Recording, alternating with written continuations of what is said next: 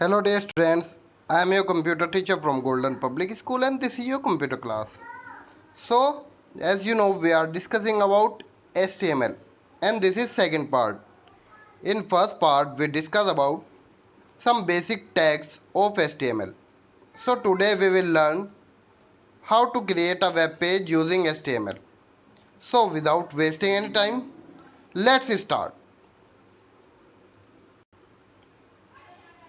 So we are going to type all the coding using Notepad.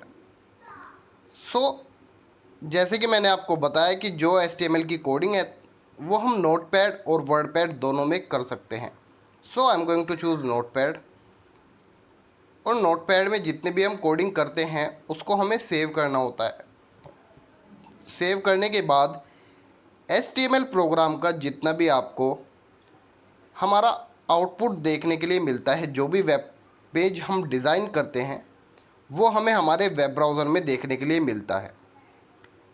So now I am going to type the basic tag which is HTML tag. So first tag is opening tag and second one is closing tag. अब आप देख सकते हैं मैंने आपको पहले भी बताया है जिस भी टैग को हम HTML में यूज़ करते हैं उसको हमें क्लोज ज़रूर करना होता है.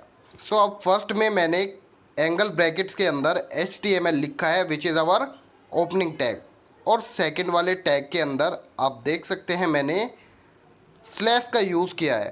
So it is our closing tag.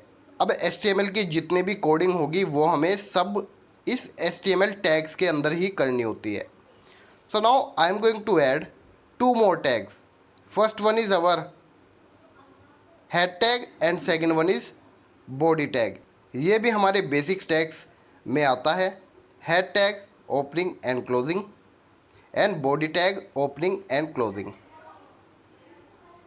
So this is closing tag.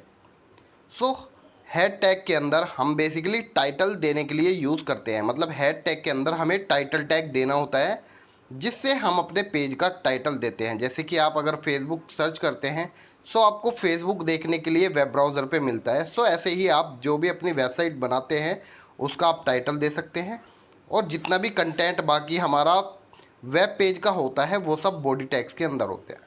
So let's insert a title. So to insert a title, you just have to click in between head tags and simply type title, opening and closing tag. Now you can simply type any title. I am going to type hello world. So now I am going to save this file. So to save this file, you have to click on File tab and Save option. Now you can choose any location. I am going to choose Documents. In Documents, I have already created a folder by name HTML. So you can simply any type, any name and you have to use .html. कोई भी name देने के बाद .html लगाना बहुत ज़्यादा ज़रूरी होता है. This is a extension of HTML. So now I am going to open this file. Just click on document. In HTML folder, you will see our file. So I am going to double click on it. So जैसे कि अब मैंने double click कर दिया so it will open that particular file. So आप देख सकते हैं यहाँ पे hello world आपको देखने के लिए मिल जाएगा. This is our title. So now let's again begin with our web page coding. So this time I am going to choose a heading for my web page. So to add a heading, I am going to use h1 tag. जैसे कि मैंने आपको पहले ही बताया there are total 6 heading h1, h2, h3, h4, h5, h6. h1 is the largest heading and h6 is the smallest heading. सो ये हमने लगा दिया है हेडिंग टैग. अब इसके बीच में हम कोई भी जो है कंटेंट लिख सकते हैं. Now I am going to write hello word as a heading. So जैसे ही मैं हेलो वर्ड यहाँ पे लिखूंगा और इसको सेव करूंगा Ctrl+S की हेल्प से. Now I am going to refresh it. So आप देख सकते हैं हेलो वर्ड यहाँ पे एज अ हेडिंग शो हो गया है. So similarly we can also type a paragraph. जैसे कि हम अगर किसी वेबसाइट को देखते हैं तो कुछ हेडिंग्स और पैराग्राफ्स होते हैं और आपकी बुक में भी पैराग्राफ होते हैं. So we have to simply use p tag for paragraph. अब इसके बिटवीन में भी हम कोई भी मैसेज यहाँ लिख सकते हैं. This is my first web page and after saving you have to refresh your web page. So आप देख सकते हैं this is my first web page, यहाँ पे एज अ पैराग्राफ शो हो गया है।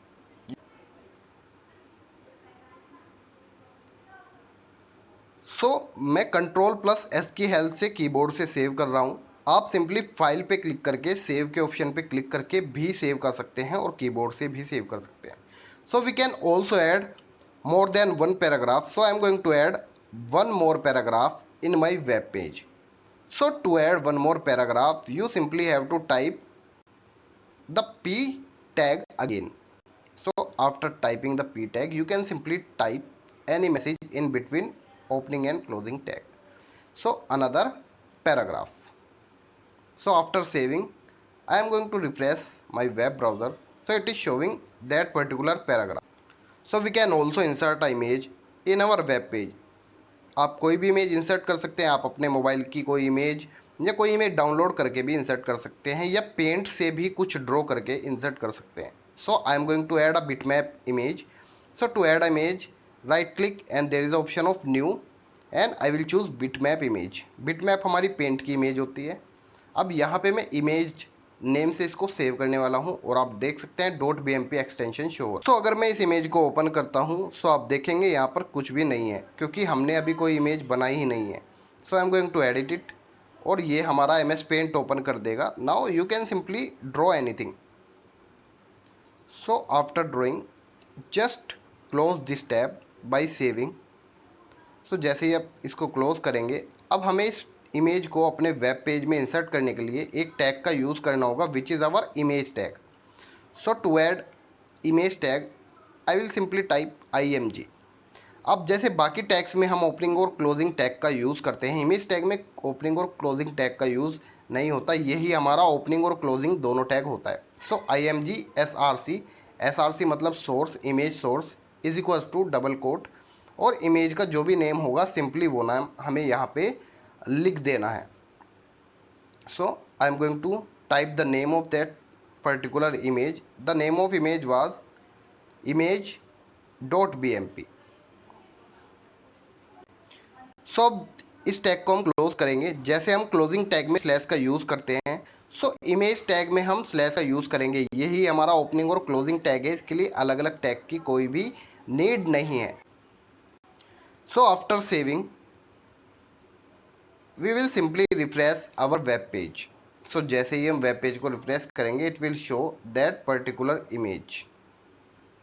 So I am going to refresh our web page. So आप देख सकते हैं ये इमेज हमने सिंपली ईजिली अपने वेब पेज में ऐड कर ली है। आप कोई भी अपनी इमेज को भी ऐसे ही नेम लिखकर ऐड कर सकते हैं। सो नाउ अब इस वेब पेज में हम कुछ चेंजेस भी कर सकते हैं, जैसे कि मैं पैराग्राफ में अगर कुछ ऐड करना चाहता हूं, so I can simply add it by just typing. So I am going to type I hope you like it, और जैसे ही मैं इसको सेव करके अपने वेब पेज को रिफ्रेश करूंगा, so it will show you I hope you like it. वो भी लाइन शो हो गई है, लेकिन ये सब कुछ डेटा हमें एक ही लाइन में शो हो रहा है। अगर मैं चाहता हूँ I hope you like it मुझे नेक्स्ट लाइन में शो हो, सो मैं लाइन ब्रेक कर सकता हूँ। So to break a line, we use a tag which is known as BR tag और लाइन ब्रेक टैग। सो अब मैं जैसे ही यहाँ पे BR टैग का यूज़ करूँगा, सो ये लाइन यहाँ पे ब्रेक हो जाएगी। BR टैग का यूज़ भी इमेज टैग की तरह किया जाता है। जैसे बाकी टैग्स हमारे ओपनिंग और क्लोजिंग होते हैं, BR टैग का कोई क्लोजिंग टैग नहीं होता, यही ओपनिंग और क्लोजिंग टैग होता है।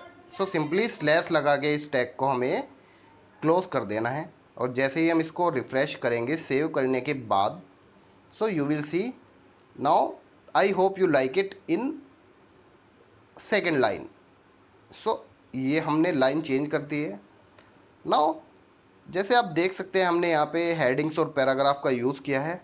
So I am going to add one more tag which is our HR tag और horizontal row tag. So horizontal row tag जो है एक लाइन, हॉरिजॉन्टल लाइन क्रिएट करने के लिए यूज़ किया जाता है। सो इसको भी हम सिंपल HR टैग और इसको क्लोज करके जैसे ही हम यूज़ करेंगे, सो ये एक हॉरिजॉन्टल लाइन क्रिएट कर देगा। मैंने आपको एक बेसिक प्रोग्राम कैसे क्रिएट किया जाता है, एक बेसिक वेब पेज कैसे क्रिएट किया जाता है ये बता दिया है। अब जितने भी अदर टैब्स हैं उन टैग्स को यूज़ करने के लिए भी सिंपली हमें इसी टाइप से उनको यूज़ करना होता है। कहाँ पर उनका यूज़ किया जाना है, कैसे, वो सब हमें अपने अकॉर्डिंग करना होता है। So it is a basic program of HTML. We will also learn some other tags in HTML. So that is it for today, students. I hope you will like this video. So thank you so much.